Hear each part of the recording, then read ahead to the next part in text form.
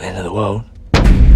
Welcome back. My name is Prostetnic Vogon Jeffs, and this video is part 3 of Horror Business, a 5-part look at the wonderful world of horror movies. If you haven't watched them yet, go ahead and check out parts 1 and 2 first. I've got links in the description. Or don't, whatever. I'm not going to tell you how to live your life. In this video, I'm talking about the many faces of horror, the subgenres that define the category. Why am I doing this? And if that doesn't float your boat, well, skip ahead to this timestamp for something completely different. 10 horror comedies worth watching. You know, because I figured we should probably talk about some lighthearted stuff before we hit part 4. Trust me, you're gonna want some lighthearted stuff before we hit part 4. Now, who's with me?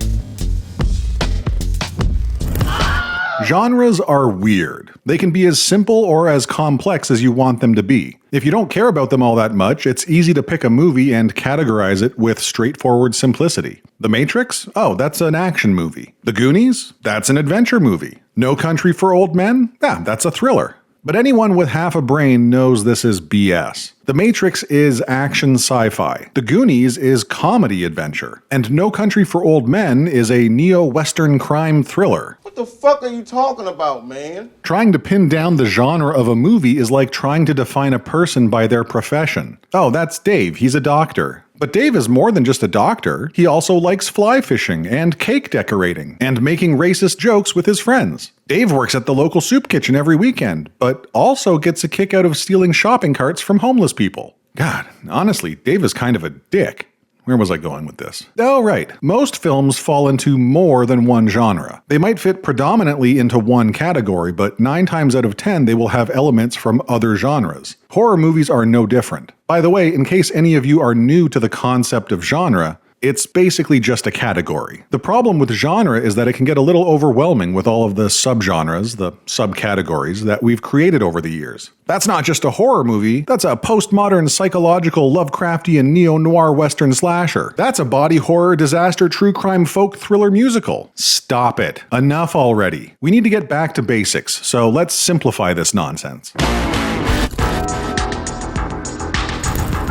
We're not going to get rid of all of the subgenres of horror. Don't be ridiculous. Instead, we're going to round them all up, corral them into 6 core categories, and then get on with our lives. These 6 core categories gather films with similar styles, themes, and/or settings into easily defined groups. Think of it like a tree, the tree of horror. I'm sure I'm stealing this concept from someone, but I'm old and my ability to remember things is not so good. If I've cribbed this idea, apologies, but it's a rock-solid way of explaining this stuff, so sorry, not sorry. Picture a tree. The trunk of this majestic wood boner is the top-level genre of horror. The large branches are the core categories, and each of the core categories has subgenre twigs sprouting off in every which way. And to the nerd at the back of the room shouting, "What do the roots symbolize?" Dude, f*** off. We're done with the tree analogy. To be clear, the 6 core categories are subgenres of horror proper, and not amalgamations like action horror, which is just horror with explosions, or western horror, you know, cowboy hat horror, or sci-fi horror, like cyborg stuff or space violence. Those are combinations of top-level genres that are generally thrown into subgenre categorization. Categorization. Similarly, found footage or screen life movies don't get their own subgenre because those are film and storytelling techniques. Oh, I can hear so many of you getting absolutely irate. I don't care. My video, my opinion. Take a few deep breaths and follow me through your dark forest of hatred. Here are the 6 core categories of horror. Horror of the grotesque deals with, at its most basic level, gore for the sake of gore to more avant-garde interpretations of gore as an exploration of deeper themes. What, are you kidding? No, I'm serious. This category includes genres like body horror, torture porn, slashers, and splatterfests. Generally speaking, if you're watching a movie that seems intent on grossing you out or making you uncomfortable through the use of visual representations of violence and gore, it belongs here. Why are grotesque movies important? Well, they tap into our primal fears and induce visceral reactions. Gore and extreme violence can induce a sense of unease with the audience. It can be used to represent or highlight themes, and it can be used as an artistic mechanism for drawing the audience in or pushing them away. Horror of the psyche, or psychological horror, focuses on the mental and emotional states of its characters. If you're watching a movie that deals with madness, paranoia, or existential dread, odds are that you're watching psychological horror. Common themes in these kinds of movies are isolation, trauma, the perception of reality, and so on. They're concerned with an exploration of the darker aspects of the human psyche. Hard to believe, isn't it? This is usually where we would find subgenres like art house, elevated, and Lovecraftian horror. Psychological horror is important because it has the capacity to elicit anxiety or provoke introspection. It can create strong connections between a character and the audience and address universal themes and fears. Everything I've said is true, it's real.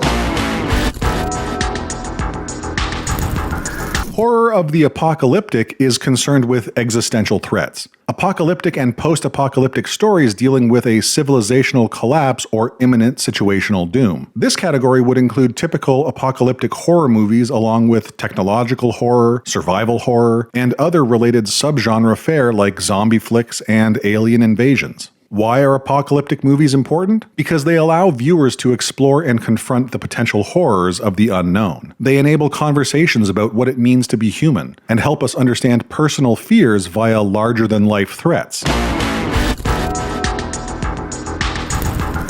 Horror of the natural is all about real-world terror. These films tend to focus on realistic but terrifying scenarios featuring animals, natural disasters, or serial killers. The idea here is to scare without resorting to supernatural elements, to horrify viewers with the darkness of reality. This is where we would find subgenres like creature horror, eco-horror, and true crime. Disaster porn is technically a subgenre of action movies, but many would fit the description for horror in general, so we can add that in here too. And no, Sharknado doesn't count. Natural horror movies are important because they serve as a reminder of the volatility and danger of the real world. They allow us to experience plausible, life-threatening scenarios from a safe distance. They are cautionary tales about the nature of man and the fragility of existence.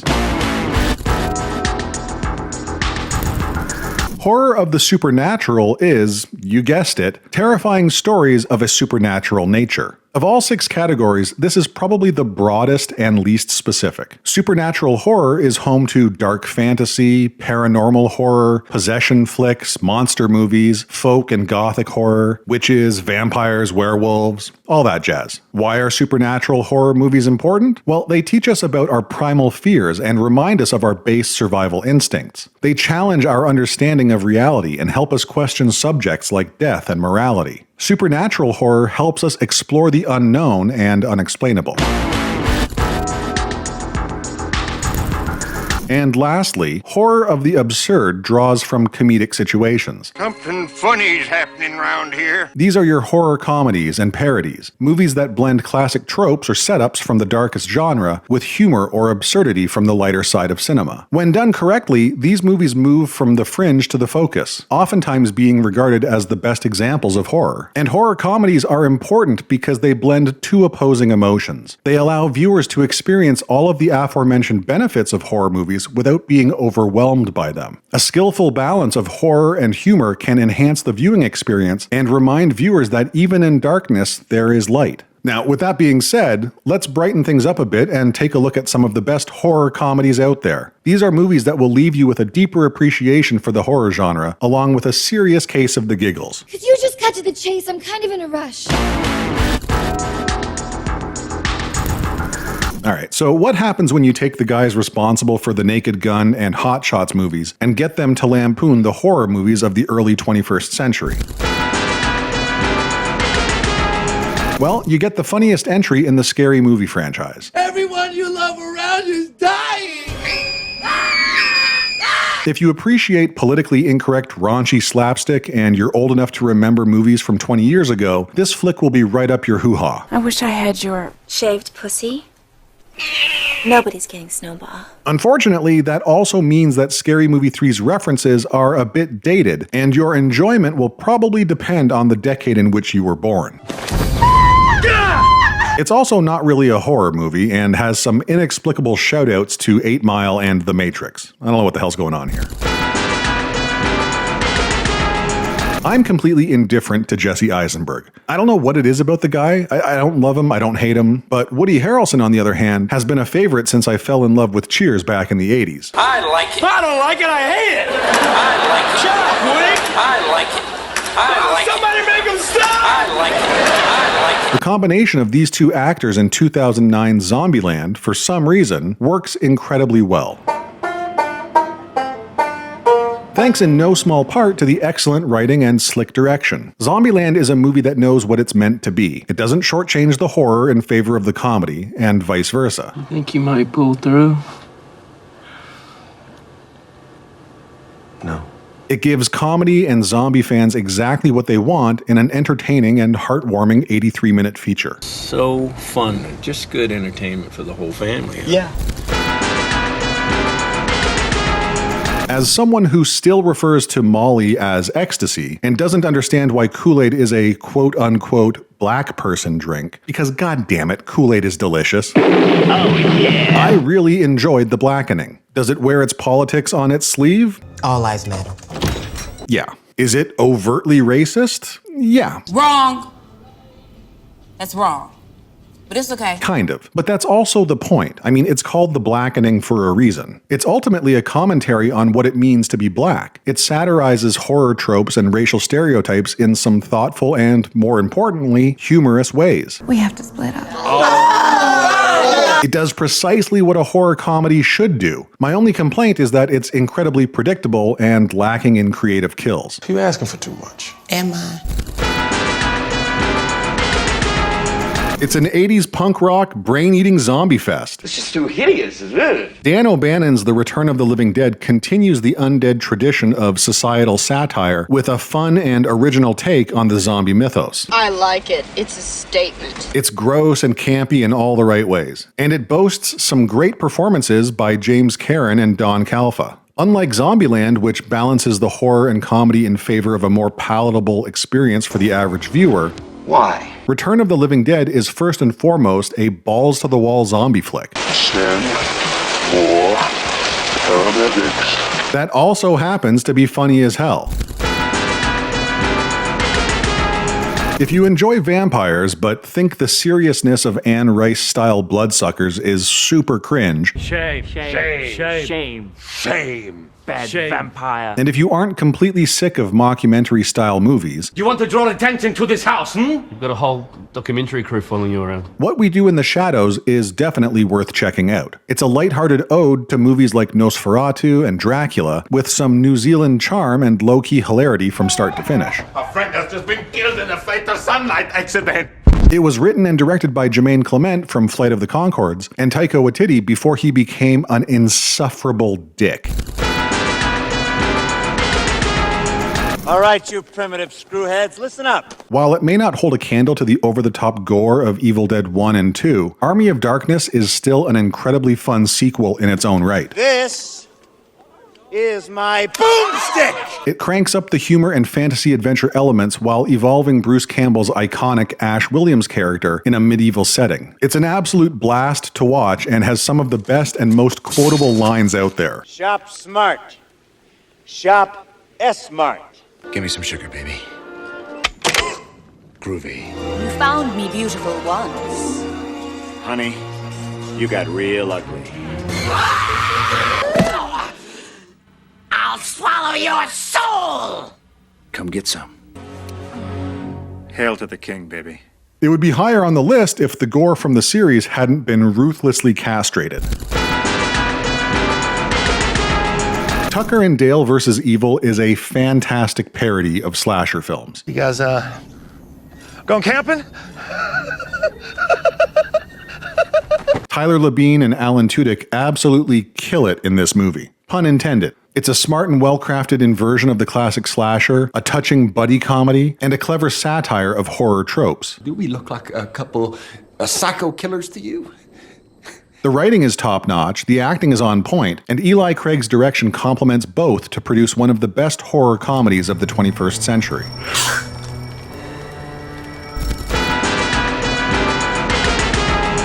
Who are you guys? We're the Ghostbusters. The quintessential 80s horror comedy, Ghostbusters is, arguably, Ivan Reitman at his very best, and working with a perfect ensemble cast. Is this true? Murray, Aykroyd, Ramis, and Hudson complement each other effortlessly, and the supporting cast is flawless. It also features one of the most popular movie songs ever, one of the most recognizable movie ghosts, one of the greatest movie monsters in cinematic history, and the Ecto-fucking-one. Maybe it's the British humor, maybe it's the brilliantly constructed plot. Can't see any. Maybe it's not as bad as all that. Oh, no, there they are.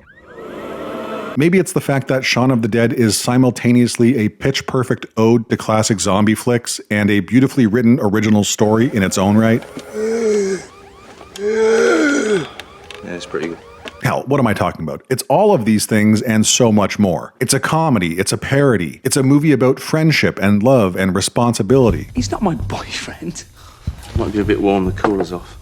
Thanks, babe. All wrapped up in a meticulously crafted package that invites repeat viewings. Edgar Wright and Simon Pegg knocked this one out of the zombie-infested park.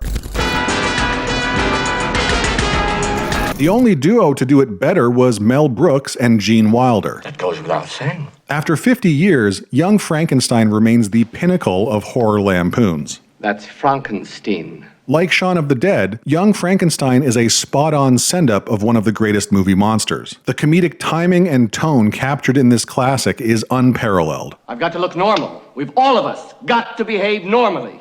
The jokes are still as funny as ever, the cast is fantastic, and the movie manages not only to pay homage to the 1931 original, but stand on its own. Give my creation! It's a perfect horror comedy and a must-see for any fan of either genre. Well, this was fun. Thanks for watching. If you enjoyed this video, don't forget to like and subscribe. It encourages my attention-seeking ego to make more videos. And if you didn't enjoy the video, well, thanks for watching until the end, and go f*** yourself.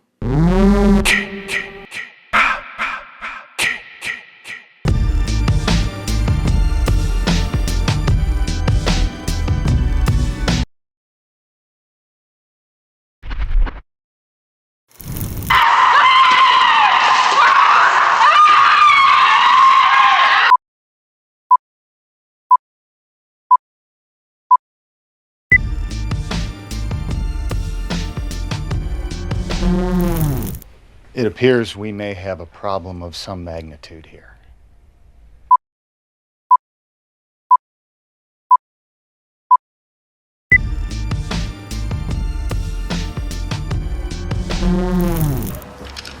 Did you know Charles Manson was a Scorpio?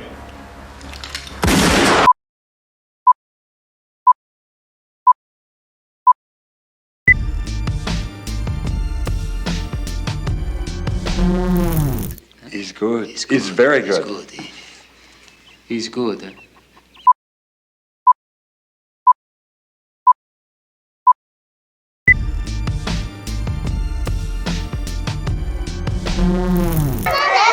Look at me, Damien. It's all for you.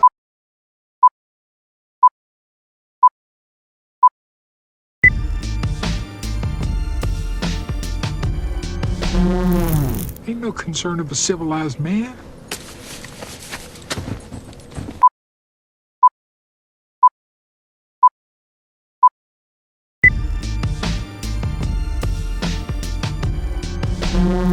Willow, because you're kind of beautiful and shake when the wind blows.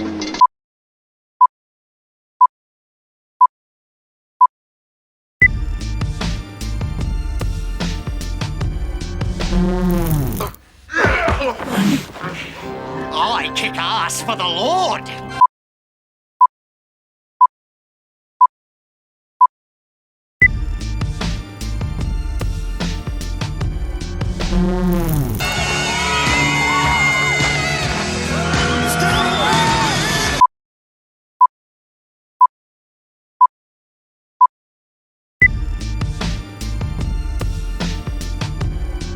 How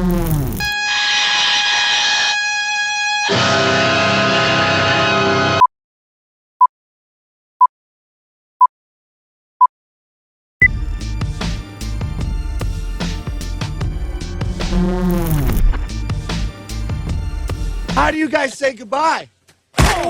Thanks for watching. See you next time. Class is dismissed.